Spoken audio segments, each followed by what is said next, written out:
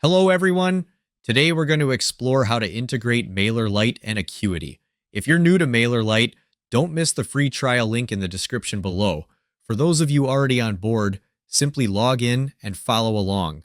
First, you'll need to create a Zapier account to establish the connection between MailerLite and Acuity.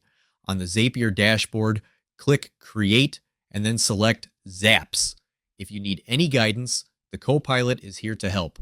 Choose both MailerLite and Acuity from the available options and fill in the necessary details on the right side of the screen. To link your MailerLite account, click Sign In and log into MailerLite. Repeat this step to log into your Acuity account.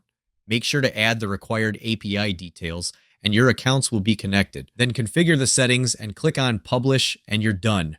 Hopefully this video will help you. I'm also offering a free email list building course in the description below where you can learn how my team and I generate $3,493 in commissions while growing our email list. The training is completely free right now, so don't miss your chance to check it out. Thanks for watching.